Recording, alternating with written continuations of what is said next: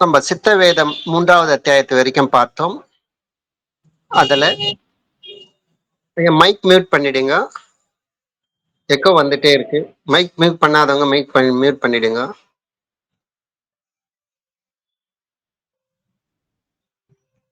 பாவ புண்ணியம் என்பது என்ன?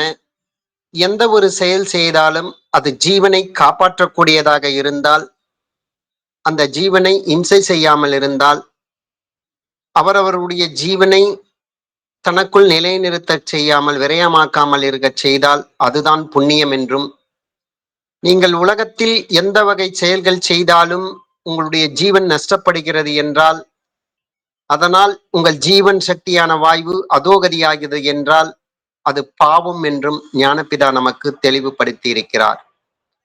அப்ப உண்மையில் யார் தன்னுடைய ஜீவனை தனக்குள் நிலைநிறுத்துகிறார்களோ, அதை நஷ்டப்படுத்தாமல் வைக்கிறார்களோ, அவர்கள்தான் அந்த முழுமையாக புண்ணியம் செய்தவர்கள் என்ற முறையில தான் ஞானபிதா இந்த 3வது அத்தியாயத்துல நமக்கு தெளிவுபடுத்தி இருக்கிறார். அப்ப அந்த ஜீவனை நாம் நமக்குள் அது நிலைநிறுத்தும் போது தான் அது நம்மை முழுவதுமாக ரட்சிக்கின்றது. ரட்சித்தல் என்றால் காப்பாற்றுகிறது. அந்த ஜீவன் தான் நம்மை காப்பாற்றுகிறது. அந்த ஜீவனிலிருந்து தான் இந்த மனம், இந்த உடல், இந்த உலகம் எல்லாமே அவரவர்கள் ஜீவன் என்று தான் அது உருவாச்சு. அப்ப அந்த ஜீவன் தான் அதை முழுமையாக காப்பாற்றிக் கொள்ளவும் ஒரு தகுதியும் அதுதான் பெறுகிறது. ஏன்னா அதுதான் உற்பத்தி பண்ணிச்சு. எது உற்பத்தி பண்ணிச்சோ அதுதான் அதை தன்னைத்தானே அது காப்பாற்றிக் கொள்ள வேண்டும். அந்த ஜீவனில் உற்பத்தியான அந்த மனதை அதுதான் காப்பாற்ற வேண்டும். இந்த உடலையும் இந்த உலகத்தையும் அதுதான் காப்பாற்ற வேண்டும். அப்ப அந்த ஜீவன் இந்த மூன்றுமே, இந்த மனமும் இந்த அகங்காரம் இந்த ஜீவனுக்கு ஒரு பக்தி விசுவாசமாக இருக்கும் போது மட்டும்தான் அந்த ஜீவன் தன்னைத்தானவே அது தனக்குள் நிலைநிறுத்திக் கொள்ளவும் செய்கிறது. கூடவே தன்னால் இருந்து அந்த உற்பத்தியான அந்த மனதையும் அகங்காரத்தையும் சரிவர இயக்க தெரிந்திருக்கும். பண்ணிடுங்க, எக்கோ வந்துட்டே இருக்கு. ஓகே. அப்ப அந்த ஜீவன் தான் நம்மளை காப்பாற்றுகிறது. அதுதான் இந்த இடத்துல 4வது அத்தியாயத்துல ஆரம்பத்துல முன் அத்தியாயத்தில் ஜீவசக்தியான வாயுவே ஈஸ்வரன் என்று சொன்னீர்கள் அல்லவா? அது எப்படி என்று கொஞ்சம் விவரமாக சொல்லி தரும்படி கேட்டுக்கொள்கின்றேன். உங்கள் ஜீவன் தான் உங்களுடைய எந்தவித பழக்க வழக்கங்களையும் அதை செயல்படுத்துவதற்கு சப்போர்ட் பண்ணுது. அப்ப எதுவா இருந்தாலும் உங்களை அதை தானே காப்பாத்துது. ஆனால் நீங்க செய்யக்கூடிய அந்த பழக்க வழக்கங்களுடைய விளைவாக அந்த ஜீவனை அதோகதியாக்கி நஷ்டப்படுத்தி கொண்டிருக்கிறீர்கள். அப்ப அவருடைய மனசாட்சிக்கு நாம் உண்மையாக அவரவர்கள் உண்மையாக இருக்கும் போதுதான் அந்த மனசாட்சி என்பது அடங்கிய மனமாக இருக்கக்கூடிய அந்த குருவினுடைய நிலைதான். அதற்கு நாம் உண்மையாக இருக்கும் போது மட்டும்தான் நாம் நம்முடைய ஜீவனை காப்பாற்றிக் கொள்கின்றோம். ஈஸ்வரன் என்பதனுடைய பொருள் பரண சிரேஷ்டன், அதாவது ஈஸ் பிளஸ் வரன், அதாவது ஈஸ் பிளஸ் பரணம், அதாவது காப்பாற்றுதல். வரன் என்றால் சிரேஷ்டன். அப்போ பரணன் என்பால் பரண சிரேஷ்டன். பரணன் தான் தாங்குபவன், காப்பவன், நம்மை பராமரிப்பவன், நம்மை போஷிப்பவன், அப்படி எல்லாமே எடுத்துக்கலாம். இதனுடைய மீனிங் என்னன்னு பாத்தீங்கன்னா, இப்ப சிரேஷ்டன் அப்படின்னு பாத்தீங்கன்னா இந்த காப்பவன் பரணன் சொன்ன மேல அந்த காப்பாற்றுவதில் சிறந்தவன், நம்மளை பராமரிப்பவன் தானே நம்மளுக்கு பரணன்ற முறையில பார்த்தோம். அப்ப நம்மளை பராமரிப்பதில் சிறந்தவன், காத்தல். அப்ப இந்த உலகத்தை தாங்குவதில் சிறந்தவன்,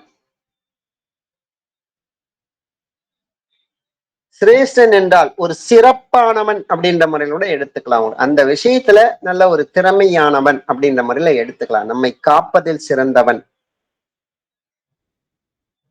அப்ப உண்மையில அதனுடைய அர்த்தம் அப்படிதான் ஆகுது. அப்ப உண்மையில நம்ம காப்பாற்றுவர் யாருன்னு பாத்தீங்கன்னா அதுதான் ஜீவசக்தியா இருக்கின்ற வாயு தான் நம்மளை காப்பாத்துது. அந்த வாயு இல்லைன்னா நம்மளால ஏதோ சாப்பிடவோ ஏதோ குடிக்கவோ பேசவோ அசையவோ முடியுமன்னா முடியாதது. அப்ப சிருஷ்டி சிதி சம்ஹாரங்கள் செய்வது ஈஸ்வரன் என்று சொல்லுகிறோம், இது உண்மைதான். அப்படி செய்கிறது எதுன்னு பாத்தீங்கன்னா, அவரவர்களுக்கு அவருடைய ஜீவசக்தியான வாயு மூலம் அது செய்தது. ஏன்னா உங்களுக்கு சிருஷ்டி நைட்டு தூங்க சொல்ல உலகம் இருக்கா? கிடையாது. அந்த உலகத்தை சிருஷ்டிக்கிறது யாரு? அந்த ஜீவசக்தியான வாயு வெளியில வரவே தானே உங்களுக்கு சிருஷ்டிக்கிறது. காத்தல் பகல் ஃபுல்லா அந்த உலகத்தை காப்பாத்திட்டு தான் இருக்கீங்க. உலகம் என்ற அவஸ்தையை உங்களுக்குள்ள நிலைநிறுத்தி கொண்டுதான் உங்கள் மனதில் நிற்கிறீர்கள்.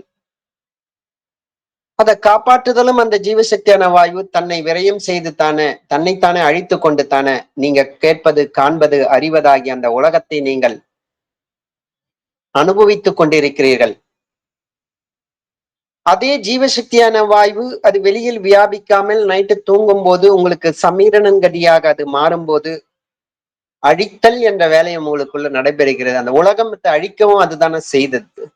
உங்களுக்குள்ள அந்த உங்க அனுபவத்துல அந்த உலகம் என்பது இருக்கிறதா? இல்ல. அப்ப உண்மையில பாத்தீங்கன்னா சிருஷ்டி சிதி சம்ஹாரங்கள் செய்வது ஈஸ்வரன். அதுக்கு உதாரணம் ஞானபிதா இந்த இடத்துல சொல்றாரு.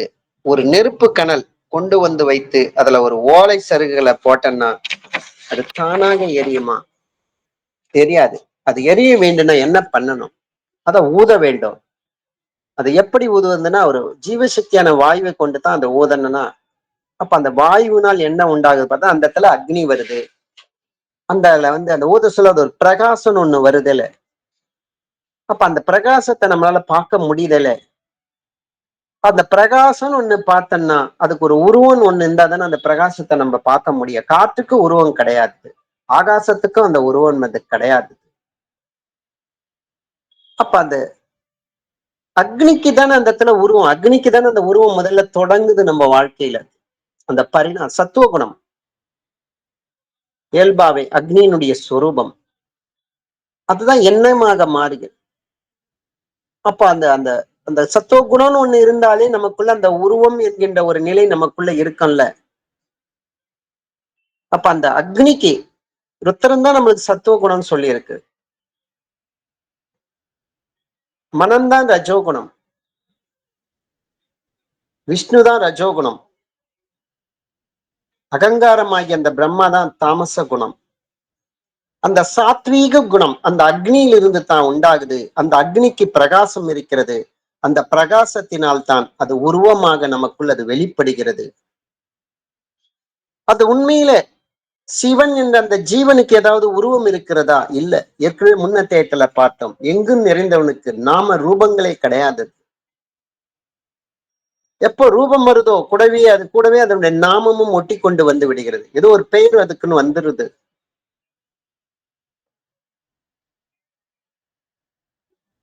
அப்ப உருவம் உண்டாக வேண்டும். அப்ப வாயுக்கு உருவம்னா கிடையாது. எப்ப அது அக்னியாக அது மாறுகிறதோ அப்பதான் அதுக்கு உருவம் ஒன்று உருவாகுது. அப்ப அக்னியினுடைய ரூபம் எப்படி பிரகாசம். அப்ப அந்த பிரகாசமான ரூபத்தை சிருஷ்டித்தது யார்? அப்ப அந்த ஜீவசக்தியான வாயு தன்னைத்தானே அக்னியாக அது மாற்றும் போது தானே அது அந்த இடத்துல ஒரு ரூபம் உருவாகுது. பிரகாசம் அந்த இடத்துல அப்பதானே உருவாகுது. அப்ப அதுக்கு காரணம் ஜீவசக்தியான வாயு தானே. அப்ப சிருஷ்டி கர்த்தா யார்? ஜீவசக்தியா இருக்கிற வாயு தான்.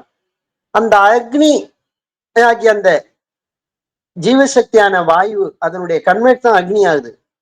அந்த வாயு தானே அது வெளியில போகவே தானே நம்மளுக்கு காணப்படுகின்ற இந்த உலகம் என்பது சிருஷ்டிக்கப்படுகிறது நமக்குள்ள. அது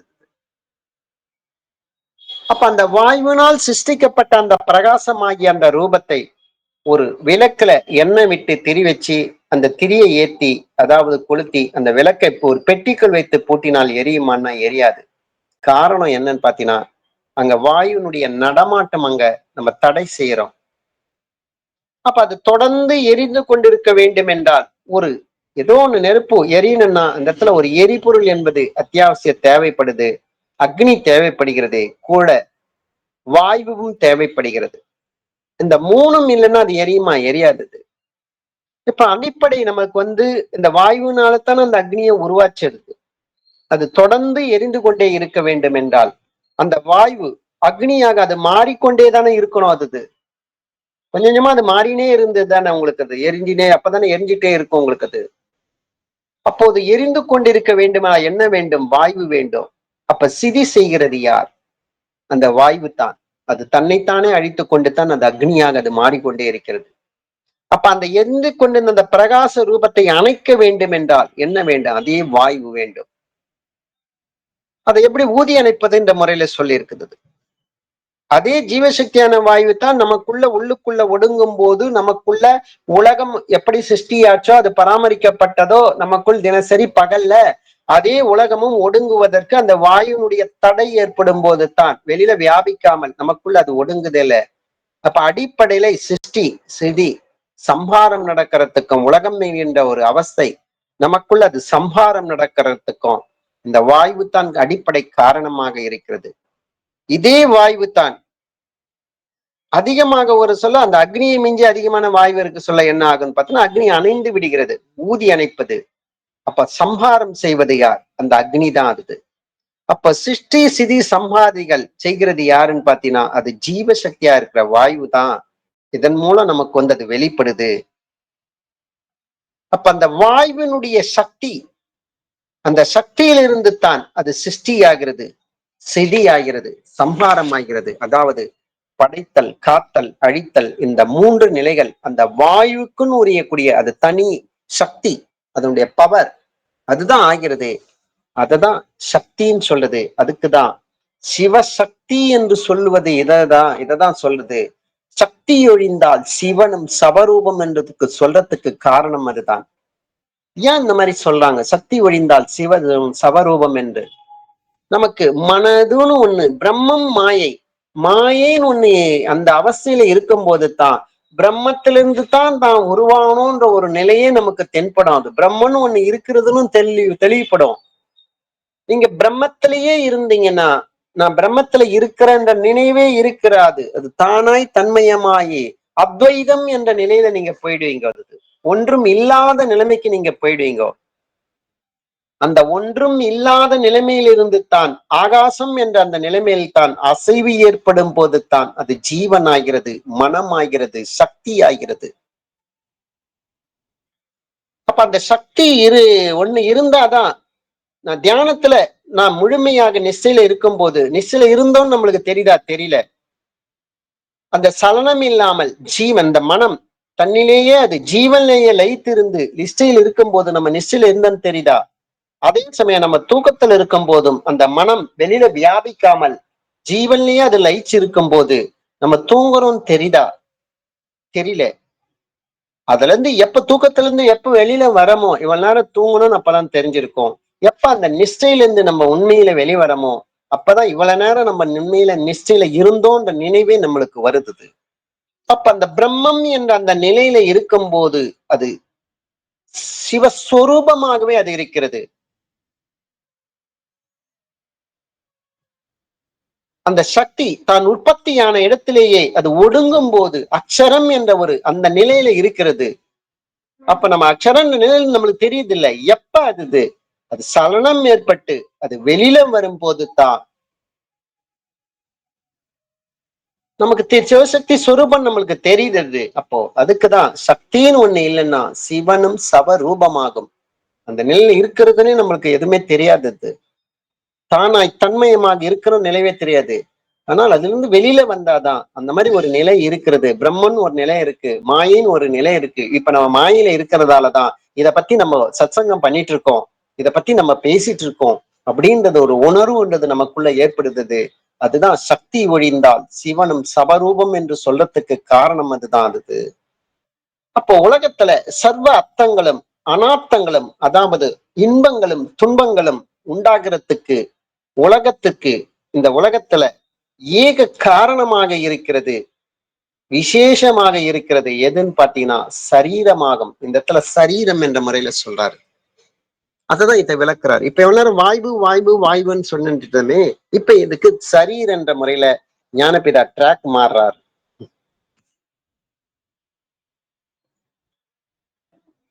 அப்ப இந்த உலகத்துல சிருஷ்டி சிதி சம்ஹாரம் இதன் மூலமாக சர்வ இன்ப துன்பங்கள் அத்தங்களும் அனாத்தங்களும் உண்டாகிறதுன்னு சொல்லியாச்சது. இது காரணம் ஜீவசக்தி வாயுன்னு சொல்லியாச்சது. ஆனால் அதுக்கெல்லாம் ஏக காரணமாக விசேஷ காரணமாக சரீரம் என்று இப்ப சொல்றாரு அது. சுவாமி இதுவரையில் சொல்லியதெல்லாம் ஜீவசக்தியா இருக்கிற வாயு என்றும் இப்ப சரீரம் என்றும் இப்படி சொல்றீங்களே, இதுக்கு காரணம் என்ன? அப்ப சரீரம் என்பது என்னவென்று உமக்கு தெரியுமா அப்படின்னு சொல்லிட்டு சீடன் இந்த காணப்படுகின்ற கண்ணுக்கு தெரியக்கூடிய இந்த புலன்களான இந்த இந்திரியங்களான இந்த கண்ணுக்கு தெரியக்கூடிய இந்த உடம்பதான் சரீரன்றாருது. அப்ப இப்ப தொட்டு காட்டியதற்கு சரீரம் என்று இது உண்மையில இது பெயர் கிடையாது. இதன் பெயர் மார்பு. நம்ம நெஞ்ச தொட்டு காமிச்சு இதான் என் சரீரம் சொன்னா இதான் மார்பு. அப்ப கையை தொட்டு காட்டு இதான் சரீரம் சொன்னா அது கையது. விரலை தொட்டு காமிச்சு இதான் சரீரம்னா இதான் அது கிடையாது, விரல் தான் அது. அடி வயிற்றை தொட்டி காமிச்சிட்டு இதான் சரீரம்னா அது வயிறு தான், அது சரீரம் கிடையாது. அப்ப சரீரம் என்று ஒன்றின் மேல் கட்டமைக்கப்பட்டதுதான் இந்த உடம்பினுடைய பாகங்கள். அப்ப இந்த உடம்புன்னு ஒண்ணு உருவாது, கை காலு மூக்கு கண்ணு, இந்த உடலினுடைய கண்ணுக்கு தெரியக்கூடிய இந்த மாயையான இந்த உடலினுடைய பாகங்கள் தான் அது. உண்மையில் அது சரீரம் என்பது அது கிடையாது.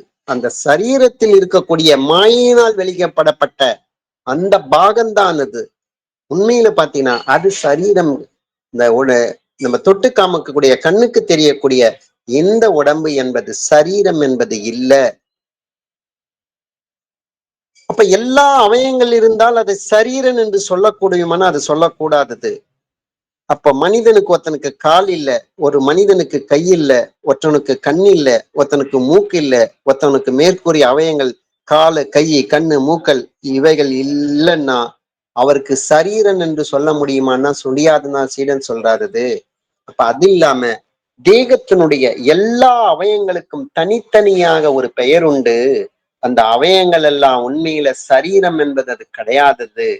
அது மாத்திரம் கிடையாதது. தோல் அது இல்லாத கண்ணுக்கு நம்ம உள்ளுக்குள்ள இருக்கக்கூடிய அந்த வெளி தோற்றத்து தோலுக்குள்ள அந்த மறைந்து இருக்கக்கூடிய பின்பக்கமாக நரம்பு எலும்பு இதெல்லாம் சரீரத்தோடு சேர்ந்தவைகள் என்றும் சொல்லுகிறது.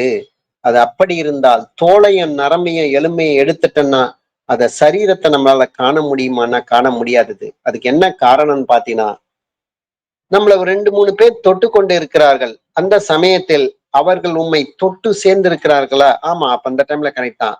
அவர்கள் நம்மை தொடாத இருக்கும் போது நம்மோட சேர்ந்து இருக்கிறான்னா அதுக்கு இல்ல அந்த டைம்ல. அப்போ அந்த டைம்ல நம்மள வேறிட்டு காண்பது காண முடியுதான்னா ரைட், ஓகே. நான் 4 பேர் தொட்டு இல்லைன்னா கூட நான் மட்டும் தனியா இருக்கிற முறையில என்ன தனிப்பட்ட முறையில காண முடியும். இதே பிரகாரம் தான் சரீரத்தில் சேர்ந்திருக்கின்ற இந்த தோல் நரம்பு எலும்பு இந்த மாதிரி கண்ணு காது மூக்கு வாயு இதெல்லாம் தனித்தனியாக அது வேறொரு எல்லாம் மற்றவங்க தொட்டுட்டு இருக்கிற மாதிரி தான் அது எல்லா பாகமும் நம்மளை தொட்டுட்டு இருக்கிறது. இதெல்லாம் வேறாக தனியாக எடுத்துட்டுன்னா சரீரத்தை காணல. உண்மையில அப்ப பார்த்துதானே ஆகணும். இப்ப 4 பேர் தொட்டு இருக்க சொல்ல அவங்க தொட்டு இருக்காரு உணர்வோடு இருக்கு என் சரீரம் உணர முடியுது. அவங்க தொடாத நம்ம தனியா விலகி இருக்கும் போதும் என் சரீரத்தை என்னால தனியா உணர முடியுதே இல்ல. அதே மாதிரிதான் சரீரத்தினுடைய இந்த அவயங்கள் அப்ப சொல்லக்கூடிய இந்த மாதிரி தோல் நரம்பு எலும்பு இதெல்லாம் அந்த சரீரம் மேல இருக்கக்கூடிய ஒரு அட்டாச் தான். அது அதெல்லாம் நீக்கிட்டோம்னா சரீரம் மட்டும் அந்த இடத்துல தனியாக நம்ம காண வேண்டும் இல்லையா? அந்த மாதிரி காண முடியுதா? பாக்குறது இல்லையே. அப்ப காணப்படுவதற்கு சரீரம் என்று சொல்வதற்கு இடம் கிடையாதது. அப்போ கண்ணுக்கு தெரியக்கூடிய இந்த உடலுக்கு சரீரம் என்பது கிடையாதது. சரீரம் என்பது அப்படின்னு அதுக்கு என்னன்னு பாத்தீங்கன்னா திரவித்து கொண்டிருப்பது, அதாவது திராவகமாதல். அது எப்படின்னா நீர் ஊற்று போல பாய்ந்து கொண்டிருப்பது, அதாவது சயித்து கொண்டிருப்பது. சயித்து அப்படின்னு பாத்தீங்கன்னா கொஞ்சம் கொஞ்சமாக அது குறைந்து போய் கொண்டிருக்கிறது. அது சனித்து போய்கிறது, அதாவது அழிந்து கொண்டே இருக்கிறது. அப்படி இருக்க நீ தொட்டு காண்பித்தது சரீரம் என்று சொன்னால் அதுக்கு அழிவு உண்டான்னா நசிக்கிறது, அதாவது அழிவு உண்டுன்னு குரு சிஷியன் சொல்றாரு.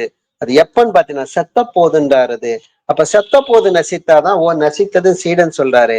அதுக்கு முன்னாடி அது தவறுன்றாரு ஞானபீடா. இதைதான் தப்புன்றாரு. கண்ணுக்கு தெரியக்கூடிய இந்த உடம்பு அது அழிகிறது, நஷ்டப்படுகிறது அப்படின்னு சொல்றது தவறுன்றாரு. உண்மையில அந்த இடத்துல நஷ்டப்படுவது யார்? இதுதான் நம்ம தெரிஞ்சுக்கணும். அப்ப இந்த காணப்படுவதற்கு சரீரம் என்று சொல்வதற்கு இடமில்லை. சரீரம் என்பது என்னவென்றால் திரவித்துக் கொண்டிருப்பது, கொஞ்சம் கொஞ்சமாக அது காணாமல் போயிட்டு இருப்பது, விரயமாகி கொண்டிருப்பது. அததான் திரவித்து நீரூற்று போல பாய்ந்து கொண்டிருப்பது, சயித்துக் கொண்டிருப்பது. ஏன் இது சழிக்கிறது? ஏன் அது கொஞ்சம் கொஞ்சமா குறைந்து போயிட்டு கொண்டிருக்கிறது? ஏன் அது அழிந்து கொண்டிருக்கிறது? இந்த ஒரு கேள்வி வருதுல்ல. உண்மையில ஜீவசக்தியான வாயு தான் சரீர் என்ற முறையில தான் ஞானபிதா தெளிவுபடுத்துறாரு. அது உண்மையில அதை இழந்து இழந்து இழந்து தான் வெளிமுகமாக அது பயணப்பட்டுத்தான் உலக விஷயத்துல புலன்கள் வழியாக நாம் தெரிந்து கேட்பது, காண்பது, அறிவதெல்லாம் நம்ம தெரிஞ்சு கொண்டிருக்கிறோம். அதே மாதிரிதான் அது அந்த ஜீவசக்தியான வாயு அது தன்னை அழித்து அழித்துத்தான் இந்த உடம்பாக அது மாறியது. நான் என்னும் அகங்காரமாக மாறியது. இந்த உடலினுடைய பாகமாக அது மாறி இருக்கிறது. அப்ப அதுக்கெல்லாம் அது ஏன் குறைந்து கொண்டு போய் கொண்டிருக்கிறது தொடர்ந்து. நான் கண்ணுக்கு தெரியக்கூடிய இந்த உடம்பதான் நம்ம சரீரம் சரீரம் என்று அபிமானித்து கொண்டிருப்பதால ஜீவசக்தியான வாயு அது தன்னை இழந்து இழந்து இழந்து கொஞ்சம் கொஞ்சமாக அது போய்கொண்டே நஷ்டப்பட்டு கொண்டே இருக்கிறது. அததான் இந்த இடத்துல குறைந்து குறைந்து போய்கொண்டே இருக்கிறது. எது நித்தியம், எது நித்தியம் இல்லாத வஸ்து அப்படின்னு நமக்கு தெரிஞ்சுக்க முடியல. தான் ஜீவன் நம்ம ஐடென்டிஃபை வரல. தான் உடம்பும் நம்ம கண்ணுக்கு தெரியக்கூடிய இந்த உடம்பும் நம்ம ஐடென்டிஃபை தவறாக ஐடென்டிஃபை பண்ணிருக்கோம். ஜீவசக்தியான வாயு தான் சரீரம் என்று நம்ம நித்தியமான வஸ்துவ நம்ம அந்த உணரல. அது உணராத காரணமாக அது மாயையில நம்ம தப்பா கண்ணுக்கு தெரியக்கூடிய இந்த உடலை தான் சரீரம் நம்ம நினைச்சிட்டு இருக்கோம். இந்த தப்பான ஐடென்டிபிகேஷன் இருக்கிறதால நம்ம மாயையில இருக்கிறதால அது குறைந்து கொண்டிருக்கின்ற மாதிரி ஒரு தோற்றம் நமக்குள்ள அது உருவாகுது. அதுதான் அந்த மாயினுடைய இயல்பு. அதுதான் அந்த ஜீவசக்தியான வாயு அது உற்பத்தியான இடத்திலேயே அது ஈஸ்வரனோடு ஐக்கியமாகத்தான் அது உண்மையான தன்மை. அதுக்குத்தான் அக்ஷரத்துக்குத்தான் அழிவில்லாத தன்மை. எப்ப நம்ம அந்த உணர்ந்து எப்ப அதை நடைமுறையில் அதை வாழ்க்கையில் செயல்படுத்தும் போதுதான் அப்பதான் இந்த சரீரம் என்பது அது குறையாமல் இருக்கும், அது அழியாமல் என்பது இயல்பாவே இருக்கும். அப்ப தன்னுடைய ஜீவனை தனக்குள் அது நிலைநிறுத்தும் போதுதான் இந்த உண்மையை நம்ம தெரிஞ்சுப்போம். அது அப்ப அதுக்குதான் ஞானபிதா மேலும் இதுல நம்மளுக்கு எடுத்துக்காட்டுக்கு மூலம் சொல்லாரு. இப்போ இந்த உடம்பு முழுவதுமாக இந்த கால அவயங்களோ எலும்போ தசை அழிந்து விடுகிறதான்னு பாத்தீங்கன்னா அது ஒரு காலம் அழியறது கிடையாது. விளைவால ஜீவசக்தியான வாயு அது முழுவதுமாக அது சனித்து சனித்து குறைந்து குறைந்து கண்ணுக்கு தெரியக்கூடிய இந்த உடம்பு விட்டு போயிடுச்சுன்னா நம்ம பிணமாயிரம்ல. அப்ப அந்த வாயு நமக்குள்ள இருந்து வெளியில போய் அழிஞ்சதாலதானே நம்ம அது பிணமாயிடுறோம்.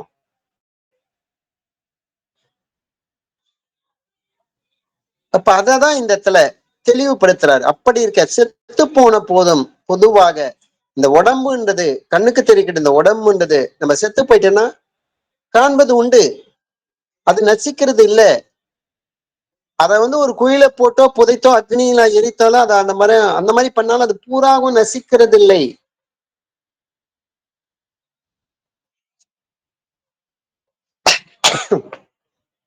அந்த விதம் அந்த மாதிரி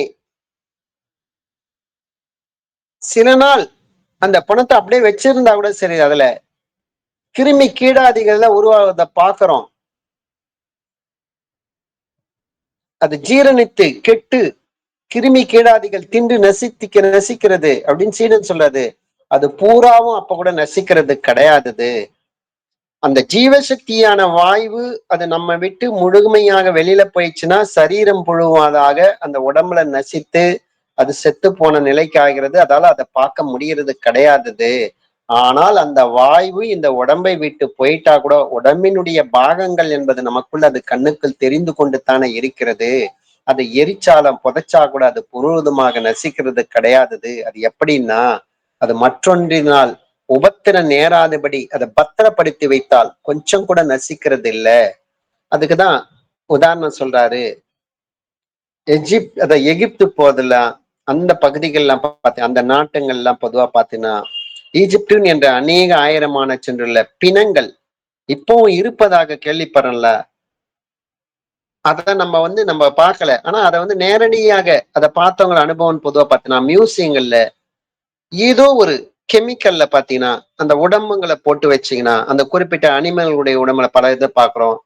ஒரு குழந்தையோட கர்ப்பப்பையில இருக்கக்கூடிய குழந்தை ஏதோ ஒரு விதத்தினால அது மரணம் ஏற்பட்டதுனால அதை விட ஒரு ஒரு கெமிக்கல்ல ஊற வச்சு அதுல நம்ம கண்ணாடி பாத்திரத்துல வச்சு அந்த குழந்தையுடைய நிலை முதல் மாசம் எப்படி இருக்கும், 2ஆம் மாசம் எப்படி இருக்கும், 3ஆம் மாசம் எப்படி இருக்கும், அதெல்லாம் கூட நம்ம பாக்குறோம்ல. உடலினுடைய பல பாகங்களை நம்ம ஆற்ற கூட சரி அந்த கெமிக்கல் உள்ள வச்சிருந்தாங்கன்னா அது அப்படியே பாதுகாக்கப்படுகிறது. அல்ல கண்ணுக்கு தெரியக்கூடிய அந்த இதயத்தை கூட நம்ம பார்க்க முடியுதே இல்லை உங்களுக்கு இருந்தது. அப்படியே அந்த கெமிக்கல் அழியாத இருந்து நம்ம பார்க்க முடியறது இல்ல. அதே மாதிரிதான் நிறைய மியூசியங்கள்ல பாத்தீங்கன்னா இந்த மாதிரி பார்க்க முடியும். அந்த சரீர ஆபரணத்துல முழுமையா நசிக்குதா இல்லையே, அந்த டைம்ல நசிச்சிருந்ததா கண்ணுக்கு தெரியக்கூடிய இந்த உடம்பு நசிக்கிற கிடையாது. ஆனா உண்மையில் நசித்தது அதுல சரீரம் தான் நசித்தது. அதுதான் ஜீவசக்தியான வாயு. அததான் ஞானபிதா சொல்றாரு. அதுக்குதான் பாத்தீங்கன்னா ஒரு கருவாடு, மீன், திமிங்கலம் இதெல்லாம் அதுல ஜீவன் அதுல உள்ள போயிட்டா கூட சரி, அதை காய வச்சு ரொம்ப நாளைக்கு அதுல உப்பு சேர்த்து அதை பத்திரப்படுத்தி வச்சிருக்கிறாங்களே, அதெல்லாம் நம்ம பார்த்துட்டு தானே இருக்கிறோம்.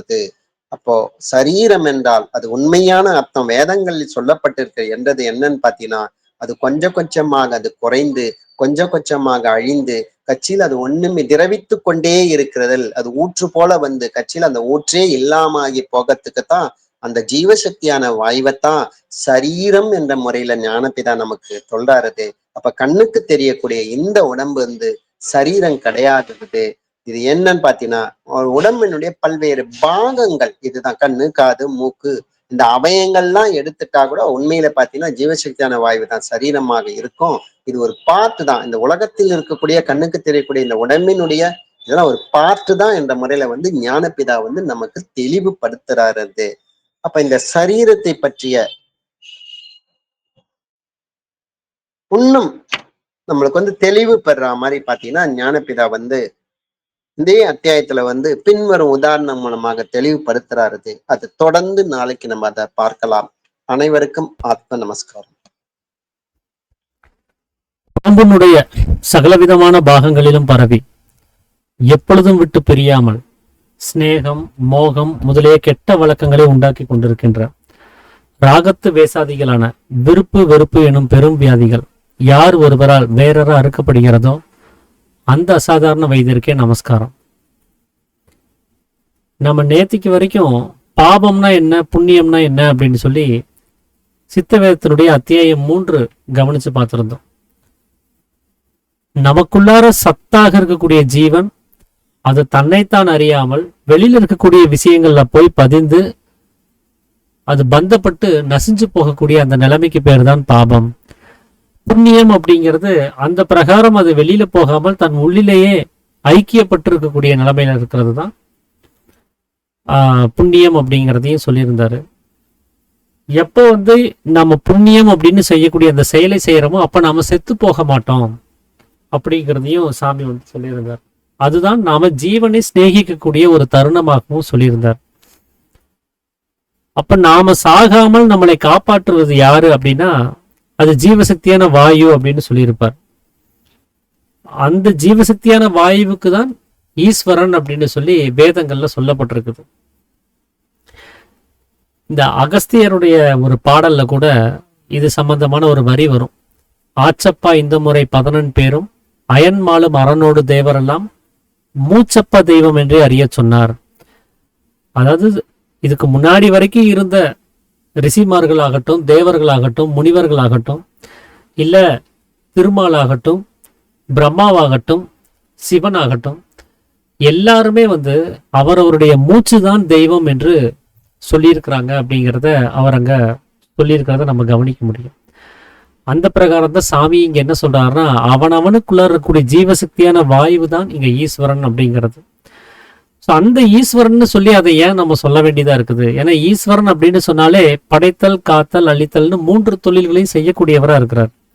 அப்ப நமக்குள்ள இருக்கக்கூடிய இந்த சுவாசம் அது எந்த வகையில அது ஈஸ்வரனாக இருக்குது அப்படிங்கிறத தான் இந்த 4ஆம் அத்தியாயம் மூலமா சாமி விளக்கம் கொடுக்கிறாரு. இந்த சித்த வேதத்துல இருக்கக்கூடிய 22 அத்தியாயங்கள்லயுமே இந்த 4ஆம் அத்தியாயம் ரொம்ப முக்கியமான அத்தியாயம்னு நான் நினைக்கிறேன். ஏன்னா இதுலதான் ஈஸ்வரனுடைய இலக்கணம், ஈஸ்வரன்னா யாரு, அவர் எப்படிப்பட்டவரா இருக்கிறாருங்கிற விஷயம் வரும். மோட்சம்னா என்ன, பந்தம்னா என்னங்கிற அந்த விவரம் வரும். உபதேசமானது எந்த வகையில இருக்குது, அது எதுக்காக கொடுக்கப்பட்டிருக்குதுன்னு வரும். அதை செஞ்சா என்ன பலன் கிடைக்குங்கிறது வரும். ஸோ இதெல்லாம் தெரிஞ்சுக்காம நாம இந்த பயிற்சியை செஞ்சு பலன் இல்லாமல் போயிடும். அதனால தியரிட்டிக்கலா இந்த 4ஆம் அத்தியாயத்துக்கான நாலேஜ் இருந்துச்சு அப்படின்னு சொன்னா நமக்கு அது பிராக்டிக்கலா நம்ம சரியா செய்யறதுக்கு அது பெரும் உதவியா இருக்கும் அப்படின்னு நான் நம்புறேன். அதனால இந்த 4ஆம் அத்தியாயம் நம்ம திரும்ப நிறைய தடவை இதை நம்ம படிச்சு அது நல்ல ஒரு புரிதல் தன்மையை நம்ம ஏற்படுத்திக்கணும் அப்படிங்கிறதையும் நான் பதிவு பண்ணணும்னு நினைக்கிறேன். அப்ப இந்த 4ஆம் அத்தியாயத்தினுடைய தொடக்கத்திலேயே ஈஸ்வரன்கிற ஒரு ஜீவசக்தியான வாயுன்னு சொன்னீங்களே, அதை கொஞ்சம் விவரமா சொல்லுங்க அப்படின்னு சொல்லி சிஷியன் கேட்டிருப்பார். ஈஸ்வரன் அப்படின்னு சொன்னாலே பரணசேடன் அப்படின்னு அர்த்தம். பரணம் அப்படின்னா காப்பாற்றுறது, சேடன் அப்படிங்கிறது அந்த நம்மளை காப்பாற்றுறது அப்படின்னு அர்த்தம். ஆளுவதற்கு உரியவன் அப்படின்னு அர்த்தம்.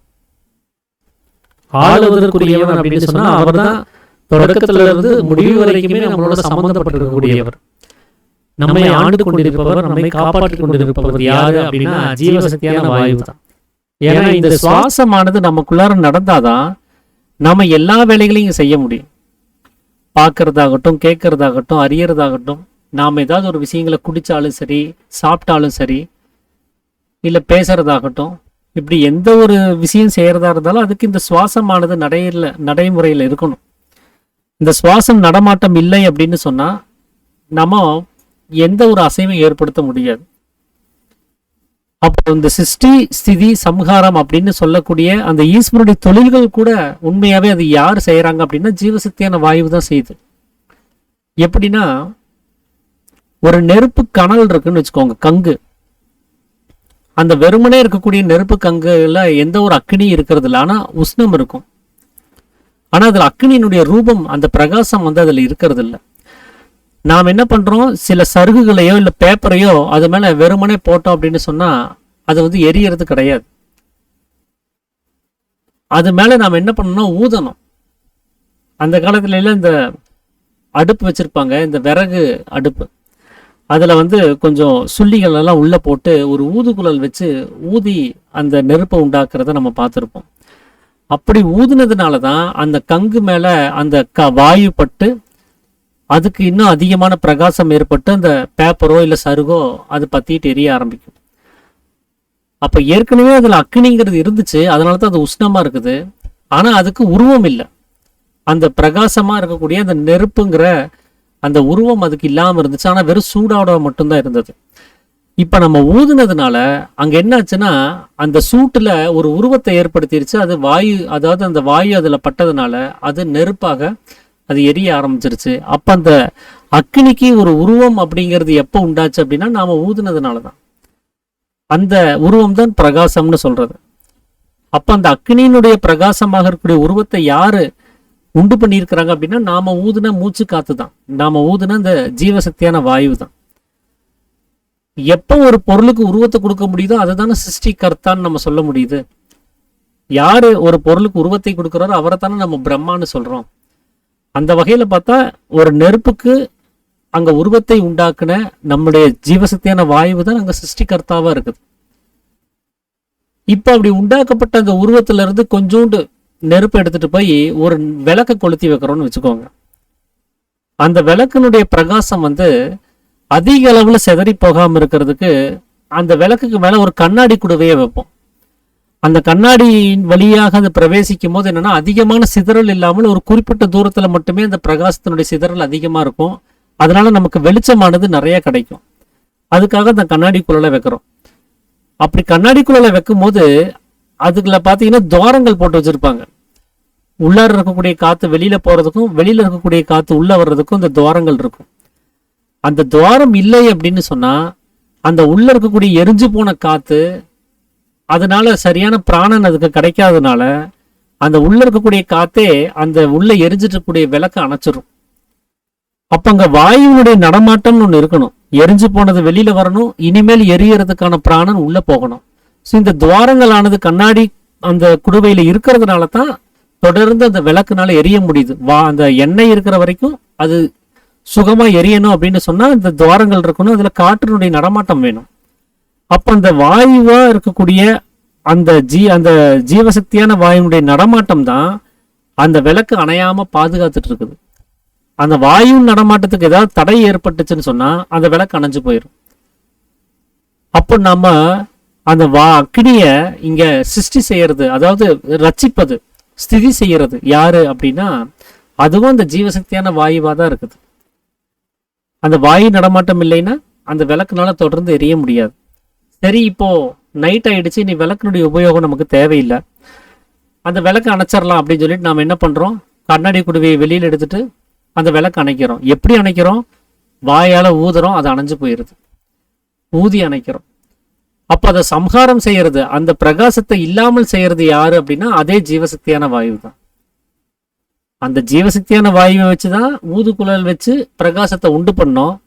அதைவே எடுத்துட்டு போய் ஒரு விளக்குல போட்டு அதைய தொடர்ந்து எரிய வைக்கிறதுக்கும் அந்த வாயுவே தான் தேவைப்பட்டுச்சு.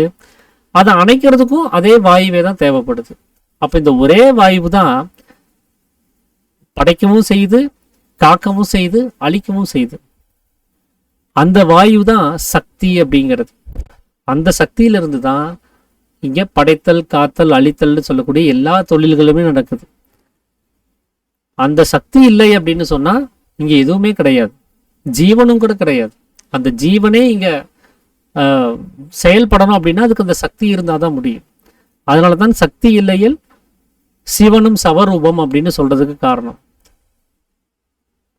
அப்போ நாம வெளியில பார்க்கக்கூடிய எல்லா செயல்பாடுகளுக்கும் ஆதி காரணமாக, ஒரே காரணமாக இருக்கக்கூடியது எது அப்படின்னா அந்த ஜீவசக்தியான வாயு.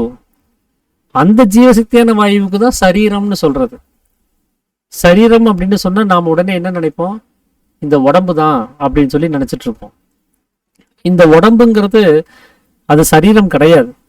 ஏன்னா இந்த உடம்புல இருக்கக்கூடிய ஒவ்வொரு பாகத்துக்கும் தனித்தனியான பெயர்னு ஒன்று இருக்குது. முகத்தை தொட்டோம்னா அதுக்கு ஒரு பேர் இருக்குது, சிரசை தொட்டா அதுக்கு ஒரு பேர் இருக்குது, மார்பை தொட்டா அதுக்கு ஒரு பேர் இருக்குது, கை, காலு, வயிறு, முதுகு, தொடை, இப்படி உடம்புல இருக்கக்கூடிய அத்தனை பாகங்களுக்குமே ஒவ்வொரு தனித்தனி பெயர்கள் இருக்கவே செய்யுது. கண்ணு, காது, மூக்கு அப்படின்னு சொல்லிட்டு. அப்ப இதுல எது சரீரம் அப்படின்னு கேட்டா எதுவுமே இல்லை. எல்லாமே சேர்ந்ததுதான் சரீரம் அப்படின்னு வேணா நம்ம சொல்லிக்கிறோம். எல்லாமே சேர்ந்து இருந்தாதான் சரீரம் அப்படின்னு சொல்லி. சரி, அப்ப எல்லாத்தையுமே பிரிச்சு போட்டுட்டோம் அப்படின்னு சொன்னா சரீரத்தை பார்க்க முடியுமான்னு கேட்டா அதுவும் முடியாது. ஏன்னா இப்ப நம்மள ஒரு 3-4 பேர் தொட்டுட்டு இருக்கிறாங்க அப்படின்னு சொன்னா நம்ம அவங்களோட சேர்ந்து இருக்கிறோம்னு சொல்றோம். எல்லாரும் தனித்தனியா போயிட்டாலும் நம்மளை தனியா பார்க்க முடியும் இல்லையா? நாம அதோட சேர்ந்து இருந்தா கூட எல்லாரும் விலகி போயிட்டாங்க, ஆனா நாம தனியா தெரியவே செய்யறோம். ஆனா இந்த உடம்புல தோல் இருக்குது, நரம்பு இருக்குது, எலும்பு இருக்குது, இதெல்லாத்தோட சேர்ந்து சரீரம்ங்கிற ஒரு விஷயம் இருக்கிறதா இருந்தா இதெல்லாத்தையும் நீக்கிட்டா திரும்ப அந்த தனியாக சரீரம்ங்கிற ஒரு விஷயத்த பார்க்க முடியுமான்னு கேட்டா பார்க்க முடியறது இல்லை. ஏன்னா சரீரம் அப்படிங்கிறது நாம நினைக்கக்கூடிய இந்த உடம்புங்கிறது கிடையாது. சரீரம் அப்படின்னு சொன்னா அது சலித்து போகிறது, அது மெலிந்து போறது, தீர்ந்து போறது, அது குறைந்து போறது, அது சனித்து போறது அப்படின்னு சொல்லி அதுக்கு நிறைய அர்த்தங்கள் இருக்குது. அது காணாம போகணும், இல்லாம போகணும், கொஞ்சம் கொஞ்சமா அது குறைஞ்சுக்கிட்டே வரணும். பிறந்ததுல இருந்து நம்ம அது இல்லாமல் போகிற வரைக்குமே, நம்ம செத்து போகிற வரைக்குமே அது கொஞ்சம் கொஞ்சமா தீர்ந்து போயிட்டே இருக்கணும். அதுக்கு தான் சரீரம்னு பேரு. அதுதான் சலித்து போறது அப்படின்னு சொல்றது. அது கொஞ்சம் கொஞ்சமா தீர்ந்து போயிட்டே இருக்கணும். இப்ப நாம தொட்டு காமிச்சிருக்கக்கூடிய இந்த உடம்பு இது கொஞ்சம் கொஞ்சமா தீர்ந்து போகுதான்னு கேட்டா இல்ல. செத்ததுக்கு அப்புறமும் கூட அந்த உடம்பை வச்சுக்கிட்டு நாம சில கர்மாதி காரியங்கள் எல்லாம் செஞ்சுட்டு தான் இருக்கிறோம். அதைய குழியில போட்டு புதைச்சா கூடவும் அதுல என்ன கிடைக்குது, ஒரு எலும்பு துண்டாவது ரொம்ப வருஷம், எத்தனை வருஷம் ஆனாலும் எலும்பு துண்டாவது மிஞ்சுது. அது முழுவதும் காணாம போக செய்யறது இல்ல. அது எரிக்கிறோம்னு சொன்னா கூட அப்ப கூட சாம்பலாவது கிடைக்குது, அதுலயும் ஒண்ணு மிச்சம் இருக்கவே செய்யுது, அது முழுவதும் தீர்ந்து போறதா இல்லை. அப்ப உண்மையாவே சரீரம்ங்கிறது அது தீர்ந்து போகிறதா இருக்கிறதா இருந்தா அப்ப இந்த உடம்பானது சரீரம்னு சொல்றதுக்கு வாய்ப்பு இல்லை. இன்னொன்னு, இந்த உடம்ப பத்திரப்படுத்தணும்னு சொன்னா அதுக்கு நிறைய வழிவகைகள் இருக்குது.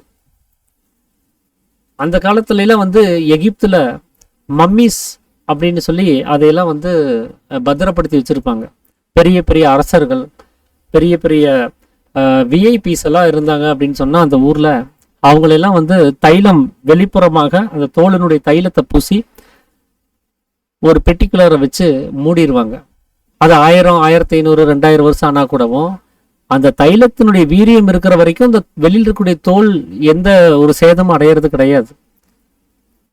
புழுக்களால அது சீண்டப்படுறது கிடையாது.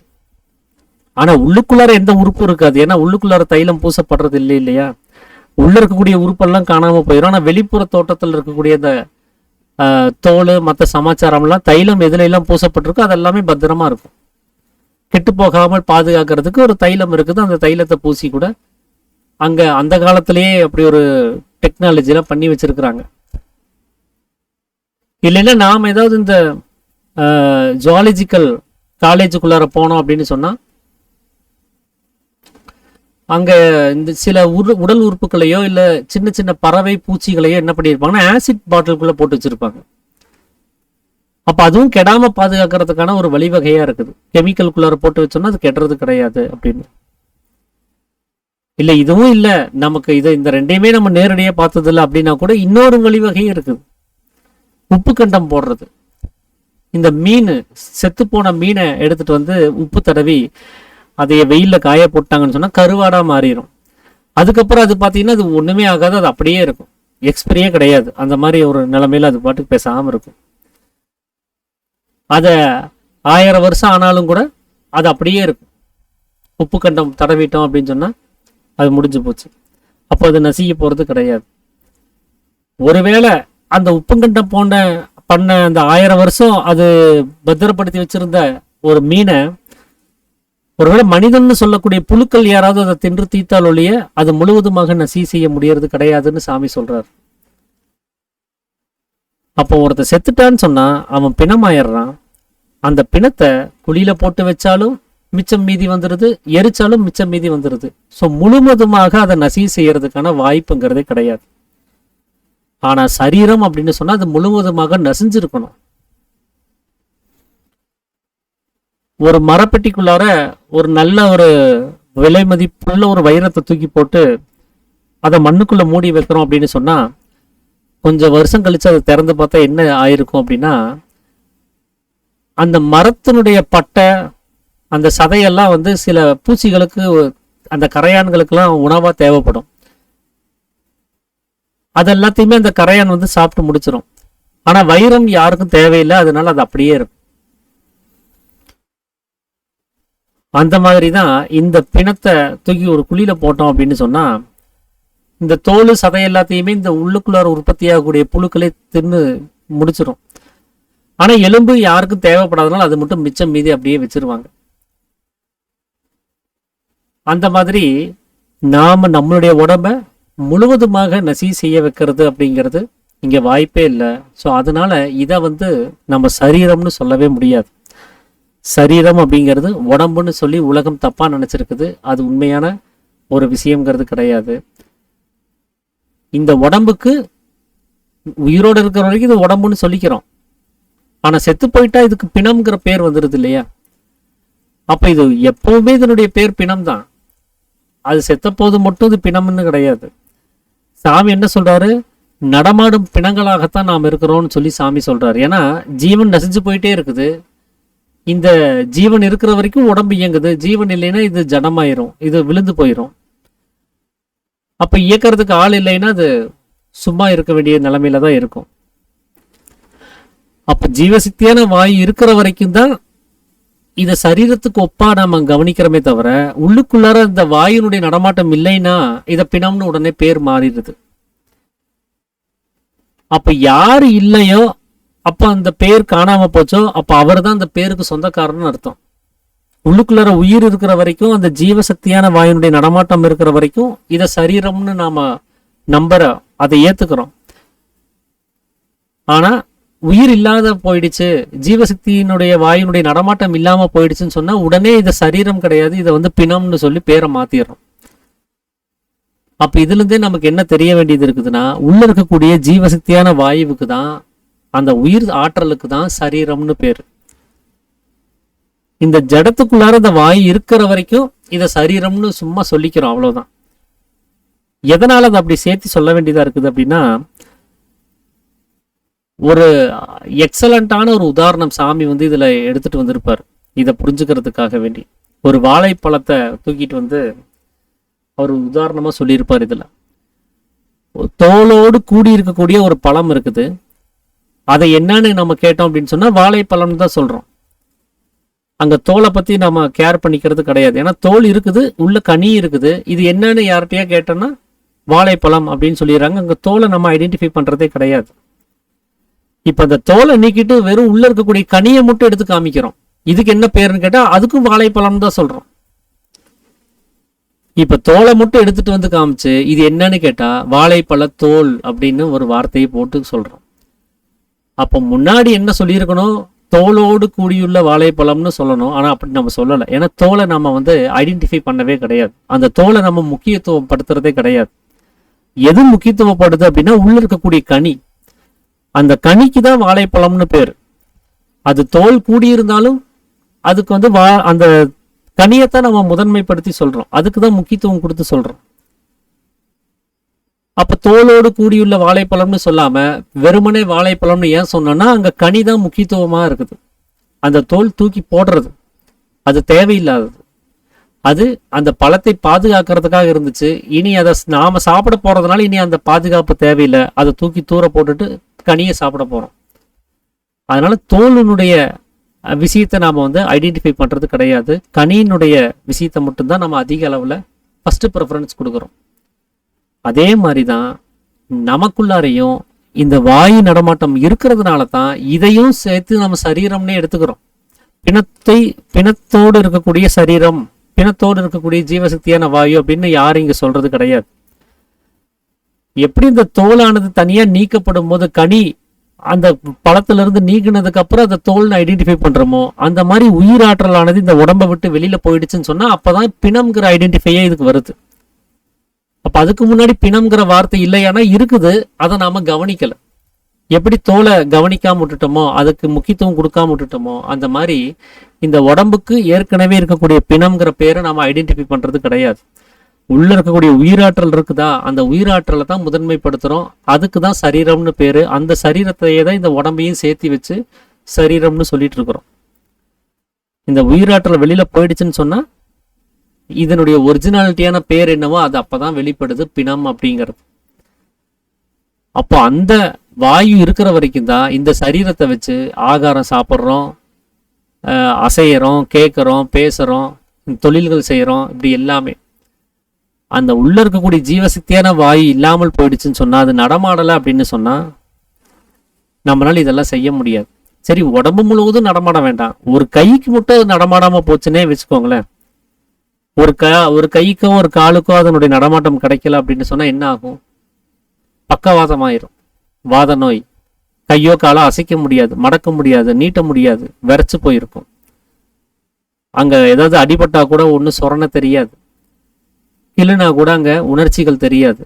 அப்ப கை காலை நீட்டவோ மடக்கவோ முடியாம எவ்வளவு கஷ்டப்பட வேண்டியதா இருக்கும். ஒரு உறுப்புக்கு வாயுனுடைய நடமாட்டம் போகலன்னு சொன்னாலே அது எவ்வளவு கஷ்டத்தை ஏற்படுத்துது. அப்ப இங்க இருக்கக்கூடிய அத்தனை உறுப்புகளையும் இயக்கக்கூடியதுதான் இந்த வாயுனுடைய நடமாட்டமே. அதைத்தான் சரீரம்னு சொல்றது. அந்த சரீரமா இருக்கக்கூடிய வாயு தான் இந்த உலகத்தினுடைய சிருஷ்டிக்கும் காரணமா இருக்குது. அந்த ஜீவசக்தியான வாயு தான் நாம கொஞ்சம் கொஞ்சமா அதை தீர்த்துக்கிட்டே இருக்கிறோம். உள்ள இருக்கக்கூடிய சத்தா இருக்கக்கூடிய ஜீவனை அது வாயு ரூபமா வர வச்சு பார்க்கறதுக்கும், கேட்கறதுக்கும், முகர்தறியறதுக்கும், சுவைத்தறிவதற்கும், தொட்டறிவதற்கும், இப்படி வெளியில் இருக்கக்கூடிய அத்தனை விஷயங்கள்லையும் பஞ்ச இந்திரியங்கள் வழியாக, இந்த 5 துவாரங்கள் வழியாக கொஞ்சம் கொஞ்சமா வெளியில போய் அதை தீர்த்துக்கிட்டே இருக்கிறோம்.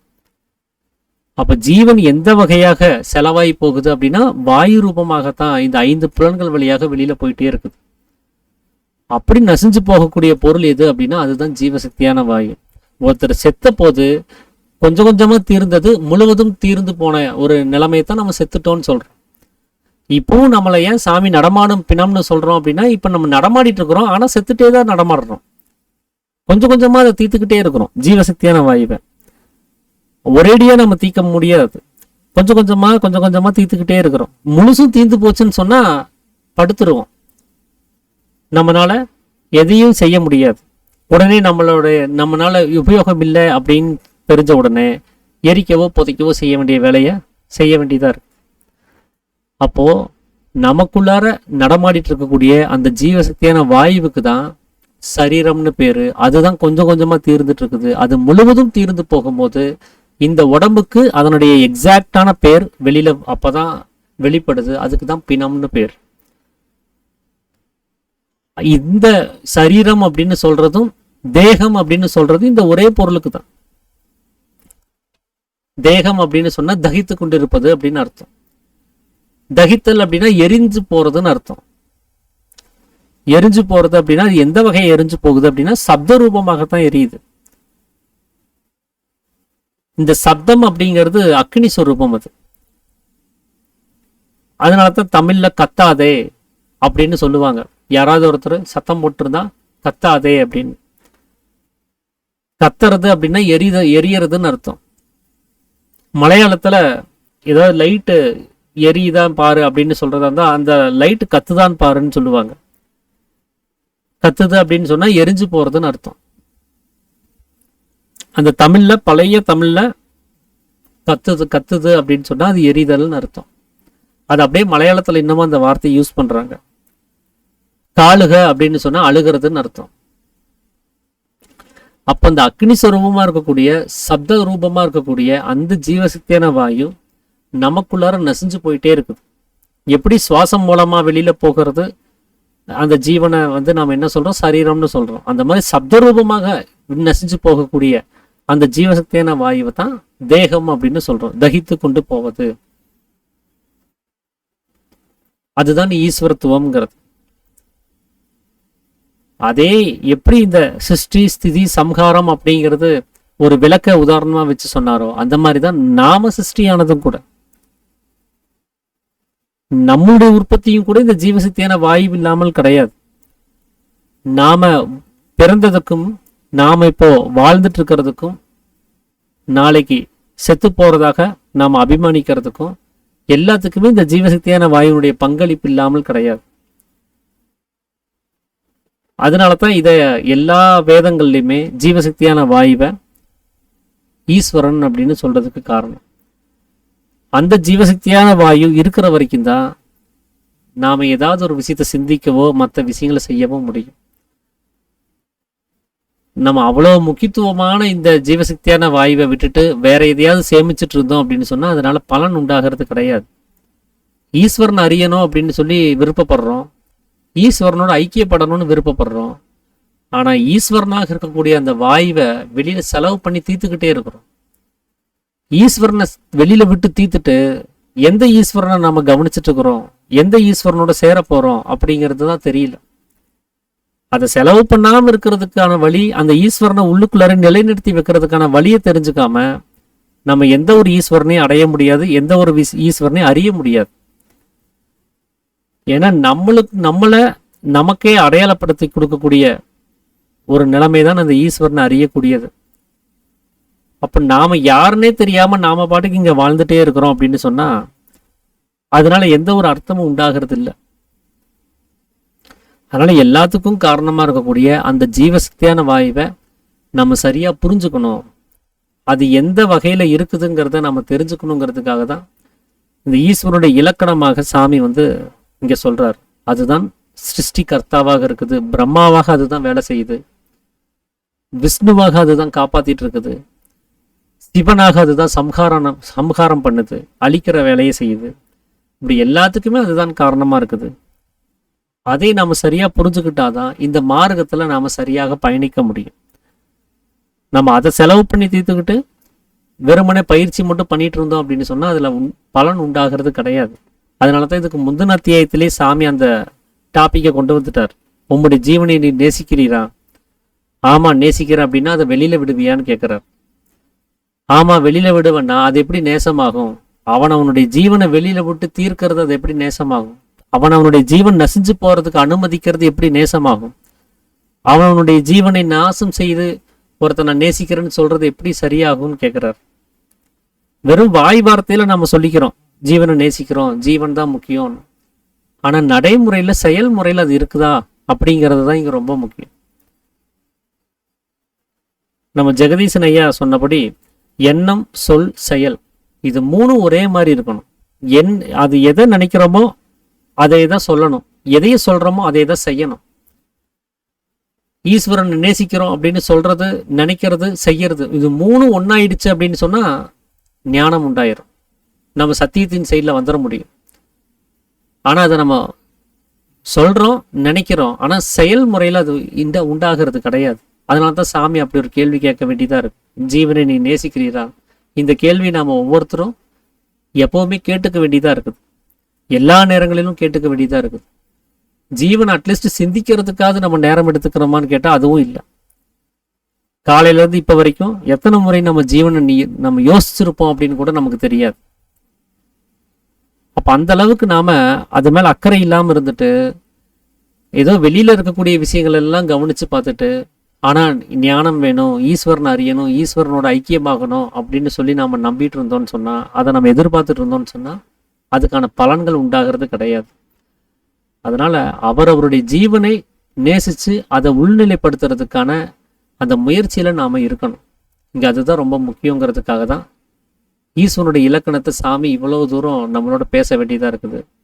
ஸோ இதுதான் இந்த அத்தியாயத்துல நான் புரிஞ்சுக்கிட்ட வகையில உங்களோட பகிர்ந்துக்கணும்னு சொல்லி நினைச்சது. ஸோ நாளைக்கு நம்மளுடைய சிருஷ்டி எந்த வகையில அந்த வாயுவால சம்பந்தப்பட்டிருக்குது, வாயுவால நாம் எப்படி சிருஷ்டிக்கப்பட்டோம், வாயுவால நாம் எப்படி காப்பாற்றப்படுறோம், வாயுவால நாம் எப்படி அழிக்கப்படுறோம், இந்த சிருஷ்டி ஸ்திதி சம்ஹாரம்ங்கிறது இந்த வாயுவால நமக்கு என்னென்ன வகையில ஒரு பாதிப்புகளை ஏற்படுத்துதுங்கிறதையும் நம்ம தொடர்ந்து கவனிப்போம். வேற யாராவது ஏதாவது விஷயங்களை பகிர்ந்துக்கிறதா தான் பகிர்ந்துக்கலாங்க. அனைவருக்கும் ஆத்த நமஸ்காரம். ஐயா அனைவருக்கும் ஆத்ம நமஸ்காரம் ஐயா. ஐயா சுப்பிரமணியம் ஐயா. ஆமாங்க ஆமாங்க ஐயா. ஒரு 2 பாயிண்ட்டுங்க. ஒன்று நம்ம அந்த சிருஷ்டி சிருஷ்டி சமாரம் வாயு தான். அப்புறம் அந்த நம்ம சில நேரங்களில் அந்த அக்னியை தண்ணி ஊற்றி அணைக்கிறோம். அப்போ தண்ணிக்குள்ளேயும் அந்த வாயு தான் இருக்குது, அதனால அது அணைஞ்சிருது இல்லைங்களா ஐயா? ஆமாம். சரிங்க, ஓகே, நன்றி. H2O அப்படின்னு சொல்கிறோம் இல்லைங்களா? ஆமாம் ஆமாம் ஆமாங்க, ஓகே. ரெண்டாவது, பொதுவாகவே இந்த இதை ரொம்ப ஹைலைட் பண்ணி ரொம்ப விழிப்புணர்வை கொடுத்துருக்கீங்க. இந்த 4வது அத்தியாயமே ரொம்ப ஒரு இம்பார்ட்டன்ட் பாயிண்ட்டு. தியரிட்டிக்கல் நாலேஜ் இருந்தால் மட்டும் பார்த்தாது, theoretical knowledge must be converted into practical knowledge அப்படிங்கிறத சொன்னதோடு மட்டும் இல்லாமல், நம்ம வித்தியார்த்திகள் மேக்ஸிமம் அப்படி தான் இருந்துகிட்டு இருக்கோம். வெறும் பயிற்சியை மட்டும் பண்ணுறோம். ஆனால் அந்த பயிற்சி மட்டும் போதாது, அதோட இந்த ஈஸ்வரனுடைய தன்மை என்ன, அந்த நடைமுறை செயல்முறை அப்படிங்கிறதெல்லாம் சொல்லிட்டு, அந்த எண்ணம் சொல் செயல் இது 3 எப்போ ஒருமித்து ஒரு கருத்தாக வருதோ அப்போ தான் நமக்கு பூர்ணமாக இதில் நம்ம வழங்க முடியுங்கிறத நிறைவு பண்ணி இன்னைக்கு சொல்லி முடிச்சிருக்கீங்க. ரொம்ப சந்தோஷங்க. ஆத்ம நமஸ்காரம். ஆத்ம நமஸ்காரம் ஆத்ம நமஸ்காரம் ஐயா. ஐயா சேகர் ஐயா, இப்போ வாயு உள்ள இருந்து வெளியே வந்தா பாவம், கரெக்டுங்களா? ஆமாங்க. வெளியே, ஆனா வாயுன்றது வெளியே எப்பவுமே இருக்கதான் செய்யுது. ஒரு தீபம் எரியுதுன்னா வாயு இருக்கிறது தான் எரியுதுன்றீங்க. இப்ப அந்த நிலை எப்படி எடுத்துக்கிறது? வாயு எப்பவும் வெளியே தான் இருக்கு, உள்ள இருந்து வெளியே வந்தா மட்டும் பாவம் சொல்றோம். பட் அந்த வாயு வெளியே தானே இருக்கு, எல்லா இடத்துலயும் வாயு இருக்கதானே செய்யுது. ஆமா. சோ நீங்க அவர் பாவம்ங்கிறது வெளியில போறத மட்டும் சொல்லல அவரு. அதாவது அவனவனுக்குள்ளார இருக்கக்கூடிய அந்த ஜீவசக்தியான வாயு அனுலோமம் பிரதிலோமமாக மூக்கின் வழியாகவும் வாயின் வழியாகவும் உள் வெளி அப்படிங்கிற 2 வகையிலேயே அது போயிட்டு இருக்குது. கமிக்கவும் அணுக்கமிக்கவும் அப்படிங்கிற முறையில வெளியே போகவும் உள்ளே வரவுமாக அது போயிட்டு இருக்குது. அப்படி போய் தீருகிறது தான் பாவம் அப்படின்னு சொல்றாரு. இப்ப நாம எதுக்காக அதை வெளியில ஏத்த வேண்டியதா இருக்குது, வெளியில அனுப்ப வேண்டியதா இருக்குது? உள்ள இருக்க வேண்டிய வாயு எதனால வெளியில போகுது? அப்படி போறதான் சாமி வந்து அபானன் அப்படின்னு சொல்றாரு இல்லைங்களா? ஆனா நாம உள்ள இழுத்தது எதைய? பிராணனை. பிராணனை உள்ள இழுத்தோம், ஆனா வெளியில அபானனா அதை வெளியில விடுறோம். அப்ப அபானன் அதுக்கு ஒரு பேர் வருது, பிராணன் ஒரு பேர் வருதுன்னா ரெண்டுனுடைய தன்மை வேறன்னு தானே அர்த்தம். ரெண்டு ஒண்ணுதான் தெரியாது இல்லைங்களா? இன்னொன்னு, இந்த உடம்புனுடைய சென்ஸை கவனிச்சு பாருங்க, பிராணன் அது வெளியில விடுறது கிடையாது. அது அபானனா மாறினதுனால அது வெளியில விடுது இல்லைங்களா? வண்டி டேங்குக்குள்ளார, வண்டி அந்த பெட்ரோல் டேங்குள்ள நான் பெட்ரோல் ஃபில் பண்றேன், ஆனா சைலன்சர்ல கார்பன் வெளியில போகுது புகையா. நான் கார்பனை நான் உள்ளாரையே அனுப்பல நானு, ஆனா கார்பன் வெளியில போகுது. ஆனா நான் போட்டது பெட்ரோல் தான். அந்த என்ஜின் ஸ்டார்ட் ஆகி அந்த என்ஜின் உள்ளுக்குள்ள ரன் ஆகி அதுல வந்து கார்பன் டை ஆக்சைடா அது மாறி அது வெளியில கார்பனா அது வெளியில போகுது. ஏன்னா அது கழிவு இல்லைங்களா? அப்ப கார்பன் அப்படின்னு சொன்னாலே அது ஒரு எரிபொருள்னால வெளியில வரக்கூடிய ஒரு கழிவு. இப்ப நான் என்ன பண்ண, பிராணனாக ஆக்சிஜன் O2ங்கிற ஆக்சிஜனை உள்ள இழுத்தேன். அப்ப அந்த ஆக்சிஜன் என்ன பண்ணுச்சுன்னா என்னுடைய எல்லா செல்களுக்குள்ளாரையும் போய் ஒரு எரிசக்தியை கொடுத்து அந்த செல்கள் எல்லாம் இயக்கி வச்சதுக்கு அப்புறம் அதுல கிடைச்ச அந்த எரிபொருள் எல்லாம் எரிஞ்சு போனதுடைய மிச்சம் அது கார்பன் அப்படின்னு சொல்லக்கூடிய ஒரு அதோட சேர்ந்து கார்பன் டை ஆக்சைடு CO2 அப்படின்னு அது மாறி இப்ப அது வெளியில போகுது. அந்த கார்பன் அதுல சேரலன்னா இந்த உடம்பு வந்து அதை O2வா தான் கன்வென்ஷன்ல எடுத்திருக்கும், அதை வெளியில அனுப்பியிருக்காது. அதுல கார்பன் சேர்ந்ததுனால இது வெளியில அனுப்புச்சு இல்லைங்களா? இப்ப வெளியில அனுப்பிச்சா உள்ளுக்குள்ள காற்றுக்கு வந்து என்ன ஆகும்? ஷார்டேஜ் ஆகுமா? உள்ள இருக்கக்கூடிய பிராணன் ஆக்சிஜன் CO2வா கன்வெர்ட் ஆயிடுச்சு. CO2வா கன்வெர்ட் ஆனத உடம்பு ஐடென்டிஃபை பண்ணி வெளியில அனுப்பிடுச்சு. அப்ப உள்ள இருக்கக்கூடிய காத்துக்கு ஷார்டேஜ் வரும் இல்லையா? அந்த ஷார்டேஜை சமநிலைப்படுத்துறதுக்கு தான் வெளியில இருக்கக்கூடிய ஆக்சிஜனை உள்ள இழுத்துக்குது. இப்ப நான் அனுப்பிச்ச கார்பன் டை ஆக்சைடு வெளியில எப்படி ஆக்சிஜனா மாறுச்சுன்னா அதுக்கு இந்த தாவர ஜங்கமங்கள் இருக்குது. அவங்களுடைய வேலை என்ன பண்ணுதுன்னா அவங்களுக்கு கார்பன் டை ஆக்சைடு வேணும், ஆக்சிஜன் அவங்களுக்கு கழிவா இயற்கை அப்படி ஒரு படைப்பு படைச்சு வச்சிருக்குது. என்னுடைய கழிவு அதுக்கு உணவு, அதனுடைய கழிவு எனக்கு உணவு. அப்ப நான் கார்பன் டை ஆக்சைடை கொடுத்து அது ஆக்சிஜன் எனக்கு கொடுக்குது, நான் ஆக்சிஜன் எடுத்துட்டு கார்பன் டை ஆக்சைடு கொடுக்குறேன். இந்த ஒரு பண்டைய மாற்ற முறை இந்த தாவரங்களுக்கும் மனித இனத்துக்கும் எல்லா உயிரினங்களுக்கும் அது நடந்துகிட்டே இருக்குது. இப்போ நான் ஏன் வெளியில இருக்கக்கூடிய ஆக்சிஜன் எடுக்கிறேன் அப்படின்னா உள்ள இருக்கக்கூடிய ஆக்சிஜனுக்கு ஷார்டேஜ் வந்ததுனாலதான். சோ அந்த ஷார்டேஜை கொண்டு வர்றதுக்கு பேர் தான் பாபம்ங்கிறது. நீங்க அந்த ஷார்டேஜை கொண்டு வரலன்னா நீங்க வெளியில் இருக்கிறத நீங்க வந்து எடுக்க வேண்டிய அவசியமே இருக்காது.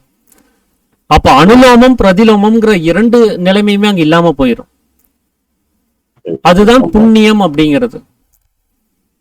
சோ மாணிக்க வாசகர் சொல்றபடி போக்கும் வரவும் இல்லா புண்ணியனே அப்படின்னு இறைவனை பார்த்து அவர் பாடின அந்த நிலைமையானது நமக்கு கிடைக்கும். நாம் அந்த நிலைமையில இருப்போம். நாசியிலே சுவாசமுள்ள மனிதனை நம்ப வேண்டாம் அப்படின்னு பைபிள் சொல்லக்கூடிய அந்த நிலைமைக்கு நாம் இருப்போம். காற்றை பிடிக்கும் கணக்கறிவாளருக்கு கூற்றை உதைக்கும் குறியதுவாம்னு சொல்ற நிலைமையில நாம் இருப்போம். அதுக்குதான் சாமி சொல்றாரு அது பாவம். அது இந்த சுவாசம் வெளியில போயிடுச்சு அப்படின்னு சொன்னா உடனே உலகம் உற்பத்தி ஆயிருது. உலகம் உற்பத்தியானா உன்னை மறந்துடுவ, உன்னை கவனிக்கிறத மறந்துடுவ, ஜீவனை கவனிக்கிறத மறந்துடுவ, அது அதோகதியா செலவு பண்ணிட்டே இருப்ப, பந்தம்ங்கிறது ஏற்பட்டுக்கிட்டே இருக்கும், நீ நசிஞ்சு போயிட்டே இருப்ப. இப்போ நம்ம இது செய்யறதால ஆக்சிஜன் ஷார்டேஜ் ஆகாது, மேல கீழே பண்றது. ஆமா, அதாவது நாம இப்ப சாதாரண இருக்கக்கூடிய கதினால எல்லாம் இங்க எதுவும் பிரச்சனை சரியாகிறது கிடையாது. நமக்கு உபதேசம்ங்கிற பேர்ல ஒரு கதி கொடுத்துருக்காங்க பாத்தீங்களா, அது வந்து சாதாரண கதி. இந்த சாதாரண கதிய தொடர்ந்து அபியாசம் செஞ்சு சாமி சொன்ன ஃபார்முலால சரியா செஞ்சோன்னு சொன்னா அது ஜீவனுக்கு தேவையான மேல்கதியாக மாறுங்கிறார். அந்த மேல்கதியத்தான் இப்ப பாலசுப்ரமணியே சொன்னாரு. சமீரணன் அப்படின்னு சொல்லக்கூடிய கதி தூங்கும் போது ஓடிட்டு இருக்குது, அது தூங்காத சமயத்திலயும் வரும் அப்படின்னாரு. அப்ப இந்த சமீரணன்கிற கதி தான் சாமி என்ன சொல்றாரு, வாயு இரண்டு ரூபமாக இருக்குது, இரண்டு கதியாக இருக்குது. ஒண்ணு வெளியில் போகக்கூடிய கதிக்கு வாயு என்றும் அது வெளியில் போகாமல் தன் உள்ளிலேயே மேலும் கீழும் நடந்து பிரம்மரந்திரத்தோடு தாக்கி கொண்டிருக்கக்கூடிய கதிக்கு சமீரணன் என்றும் பெயருங்கிறார். அப்ப சமீரணன்ங்கிறது வெளியில போற கதி கிடையாது, அது உள்ளுக்குள்ளாரே மேலும் கீழும் நடந்துட்டு இருக்கிற கதி இல்லைங்களா. நாம் என்ன நினைக்கிறோம், இந்த உடம்புடைய இயக்கத்துக்கு உள்வெளி சுவாசம் வேணும்னு நம்ம நினைக்கிறோம். ஆனா வெறும் வாயுனுடைய நடமாட்டம் இருந்தாலே இந்த உடம்பு இயங்கும். தூங்கும் போது நம்மளுடைய எல்லா ஹார்மோன்ஸும் எல்லா இதுவும் ஃபங்க்ஷன் ஆயிட்டு தான் இருக்குது.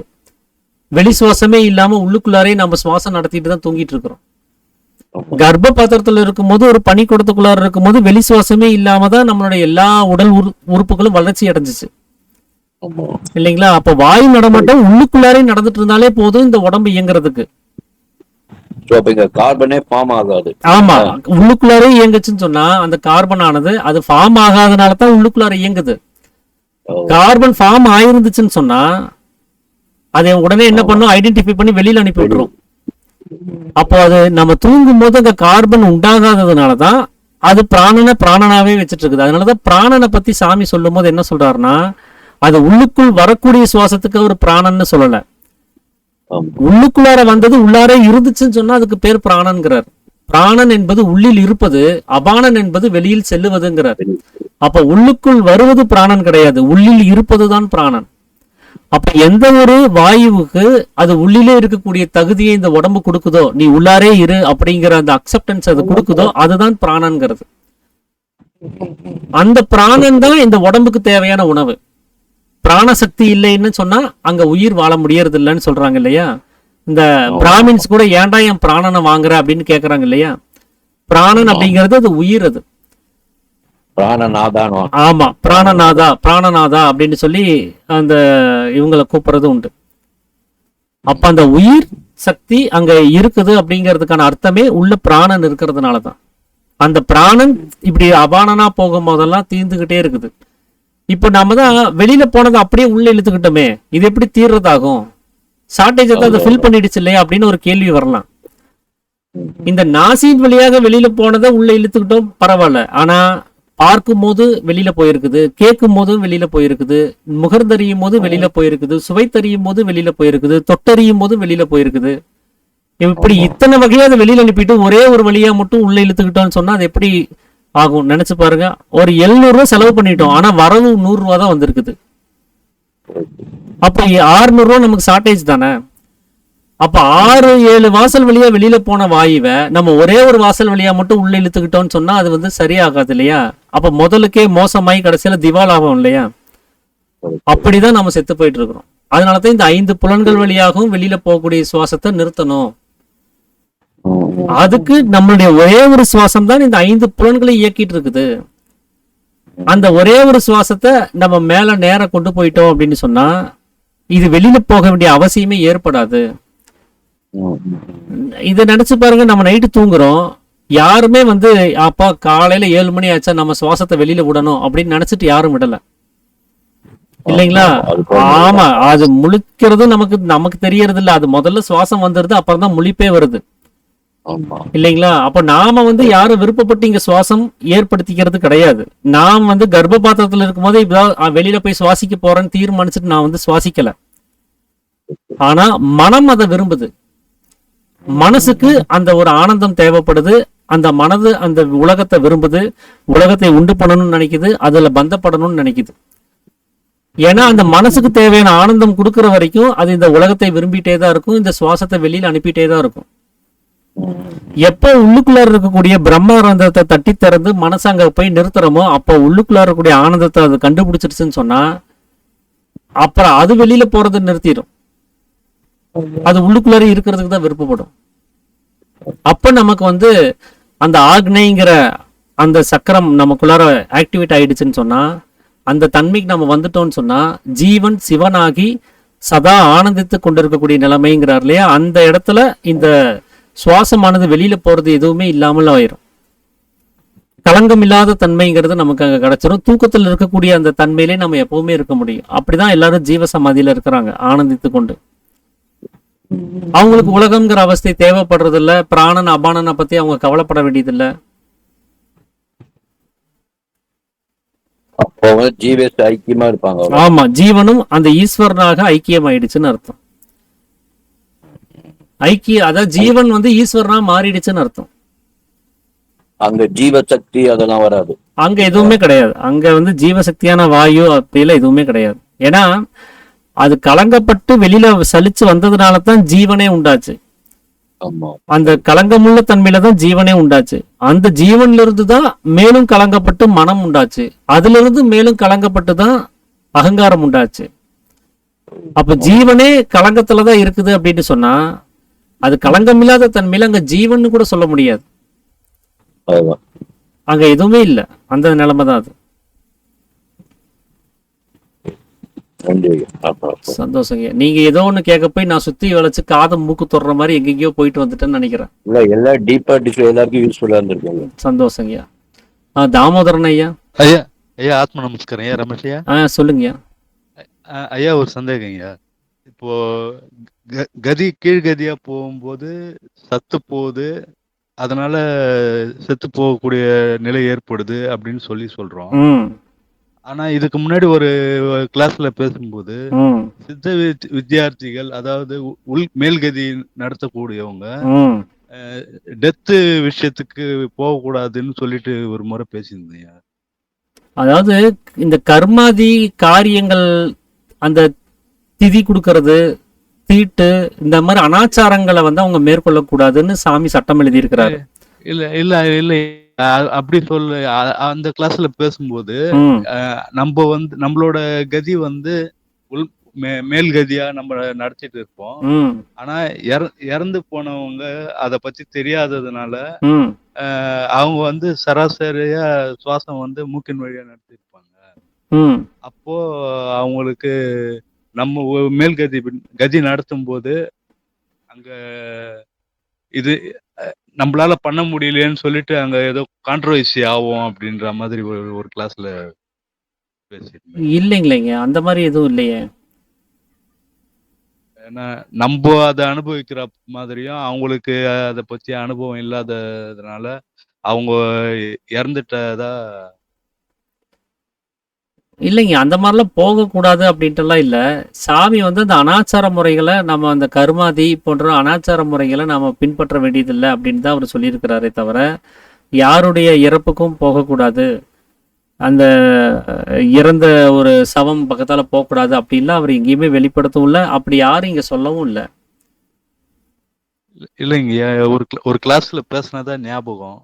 அது எதனாலன்னா, அப்போ நம்ம சுவாசம் வெளியே போச்சுன்னா தேர்ந்து போயிடுது இல்லையா? தேர்ந்து போயிடுச்சுன்னா அப்புறம் அவங்க பொறாமப்படுறதுக்கோ சந்தேகம் இல்ல. இப்போ எனக்கு வந்து இப்போ நாம வந்து இந்த பயிற்சி பண்றோம், நம்ம சொந்தக்காரங்களுக்கே வந்து நாம என்ன பயிற்சி பண்றோம், இதனால என்ன பலன் உண்டாகுதுன்னு யாருக்கும் தெரிய போறது இல்ல.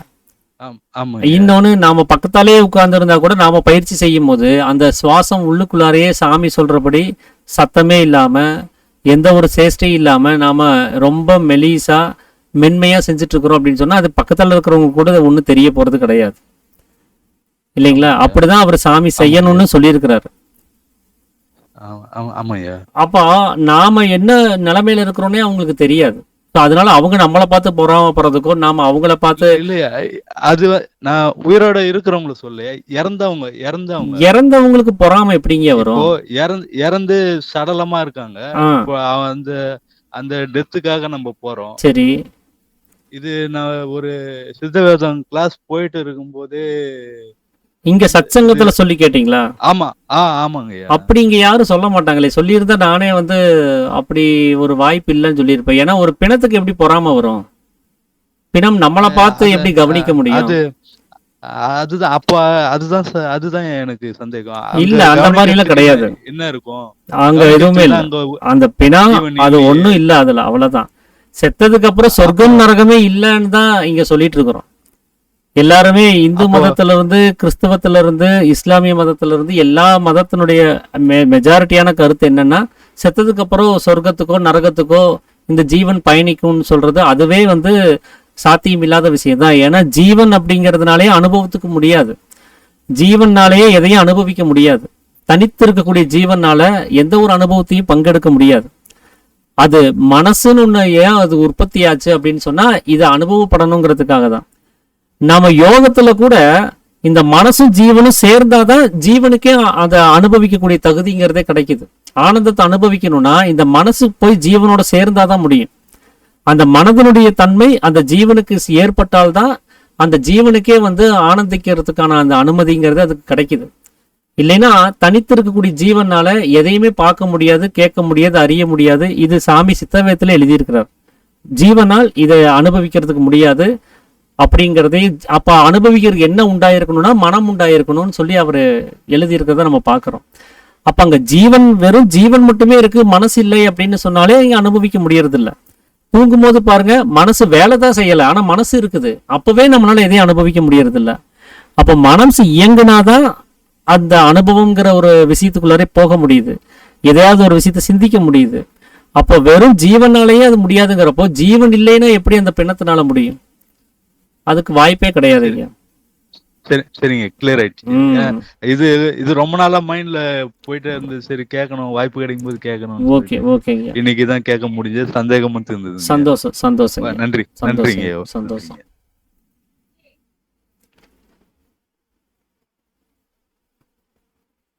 சரிங்க, அப்போ நிறைவு பண்ணிடலாங்களா? சந்தோஷம். அப்போ நாம இந்த உபதேசத்தை வாங்கும் போது ஒரு சத்திய வாசகத்தை முன்னெடுத்து வச்சு வாங்கியிருப்போம். நான் இன்று முதல் மனதாலும் வாக்காலும் கர்மத்தாலும் சத்தியத்துக்கு விரோதமாக யாதொன்றும் செய்ய மாட்டோம், நிரபராதியான என் ஆத்மாவே சாட்சின்னு சொல்லி.